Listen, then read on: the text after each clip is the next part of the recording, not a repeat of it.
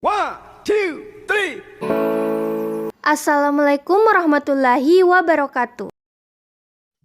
Halo, bertemu lagi dengan saya Vivi Tabernitaba dengan NIM 45220071 dari kelas 2C D4 Administrasi Bisnis.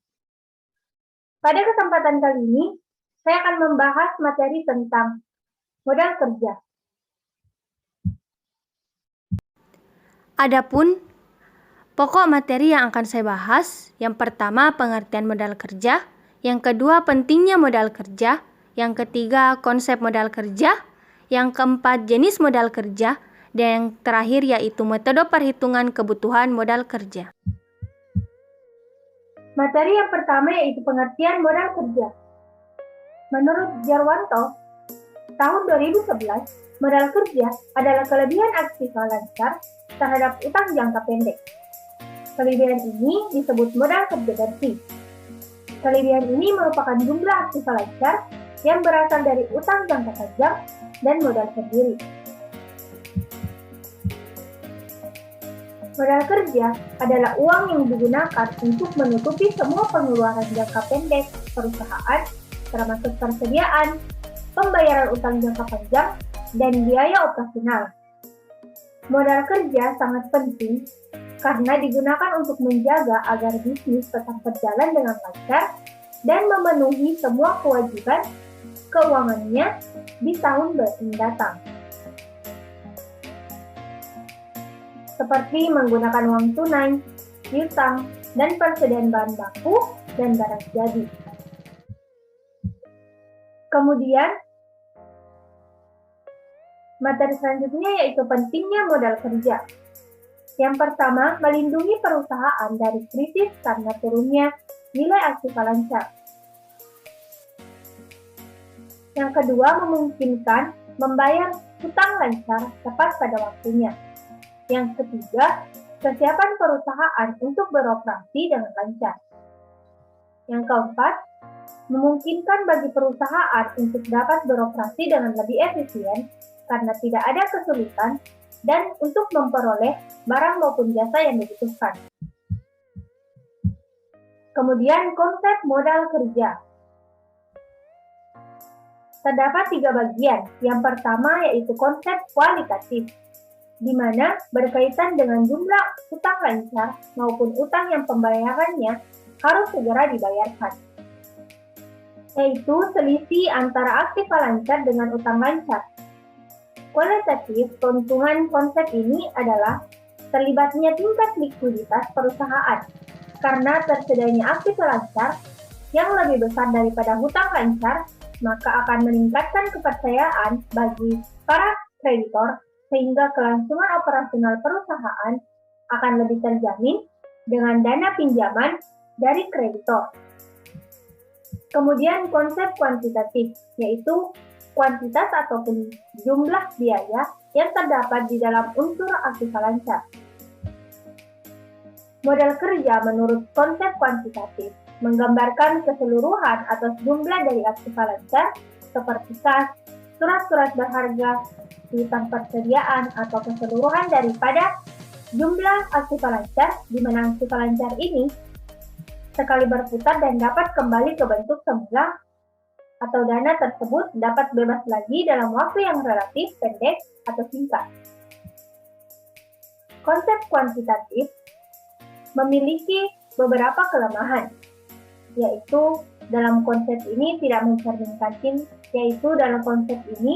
mencerminkan tingkat likuiditas perusahaan, dan konsep ini tidak mementingkan kualitas apakah modal kerja tersebut dibiayai oleh hutang jangka panjang atau hutang jangka pendek dan pemilik modal. Konsep yang ketiga yaitu konsep fungsional, di mana konsep fungsional adalah biaya yang tersimpan sebagai modal dan juga dana yang dikeluarkan yang mempunyai fungsi dalam memperoleh pendapatan bisnis. Konsepnya adalah sebagai biaya akan digunakan agar bisa menghasilkan pendapatan dalam periode akuntansi atau yang biasa disebut dengan current income. Jenis modal kerja terdapat 2 macam. Yang pertama yaitu permanent working capital atau modal kerja permanen. di mana modal kerja permanen adalah modal kerja yang selalu harus ada dalam perusahaan agar perusahaan dapat menjalankan kegiatannya untuk memenuhi kebutuhan konsumen. Modal kerja permanen dibagi menjadi dua macam, yaitu yang pertama primary working capital, di mana working capital yang wajib ada di perusahaan sebagai jaminan kelancaran usaha yang dijalankan perusahaan. Kemudian, normal working capital, jumlah persentase dari jumlah working capital perusahaan yang dibutuhkan untuk perusahaan produksi, perusahaan yang normal. Kemudian, variable working capital. Yang pertama yaitu seasonal working capital atau modal kerja musiman. Merupakan jumlah dana yang dibutuhkan untuk mengantisipasi apabila ada fluktuasi kegiatan perusahaan. Misalnya, perusahaan bisnis harus menyediakan modal kerja lebih besar pada saat musim hari raya. Kemudian, cyclical working capital, yaitu perubahan modal kerja yang disebabkan oleh fluktuasi funding source. Kemudian, emergency working capital atau modal kerja darurat. Perubahan besar modal kerja yang penyebabnya tidak diketahui karena terdapat keadaan darurat, di mana kebutuhannya dipengaruhi oleh keadaan-keadaan yang terjadi di luar kemampuan perusahaan. Kemudian metode penentuan kebutuhan modal kerja. Masalah yang cukup penting dalam pengelolaan modal kerja adalah menentukan seberapa besar kebutuhan modal kerja suatu perusahaan. Hal ini penting karena modal kerja perusahaan terlalu besar, berarti adanya sebagian dana yang menganggur, dan ini karena menurunkan tingkat probabilitas perusahaan. Demikian pula, bila modal terlalu kecil, ada risiko profesional perusahaan kemungkinan besar akan terganggu. Oleh karena itu, perlu ditentukan berapa besar kebutuhan modal kerja suatu perusahaan. Menurut Munawir, pada tahun 2010, untuk menentukan besar modal kerja bisa digunakan dengan metode penentuan besar modal kerja, yaitu yang pertama metode ketertarikan dana, di mana periode perputaran atau periode modal kerja merupakan keseluruhan atau jumlah periode-periode yang meliputi pemberian jangka waktu, pemberian kredit, lamanya barang disimpan dalam gudang, dan jangka waktu penerimaan utang. Kemudian pengeluaran kas rata-rata setiap harinya, yang merupakan jumlah pengeluaran kas rata-rata setiap hari untuk keperluan pemrograman bahan mentah atau barang dagang, pembayaran gaji pegawai, dan sebagainya. Yang kedua, metode perputaran modal kerja. Dengan metode ini, besarnya modal kerja ditentukan dengan cara menghitung perputaran elemen pembentukan modal kerja seperti perputaran kas, perputaran piutang, dan perputaran lain. Kemudian, nilai rata-rata unsur modal kerja. Terdapat kas rata-rata, piutang rata-rata, pensiunan rata-rata dengan rumus berikut. Kemudian kecepatan perputaran terbagi menjadi 3 macam. Yang pertama kecepatan perputaran kas, kemudian kecepatan perputaran piutang, dan kecepatan perputaran persediaan. Yang ketiga lama perputaran.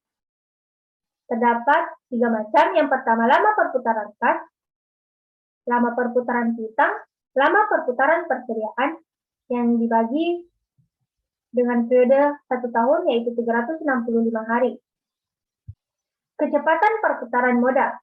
Dengan menggunakan metode working capital, turnover menggunakan periode selama 1 tahun yaitu 365 hari, sehingga perputaran modal kerja selama setahun dapat dihitung dengan cara total kecepatan perputaran modal, di mana 136 hari dibagi dengan P itu adalah kecepatan perputaran kas, ditambah kecepatan perputaran piutang, ditambah kecepatan perputaran persediaan, sama dengan N atau total kecepatan perputaran.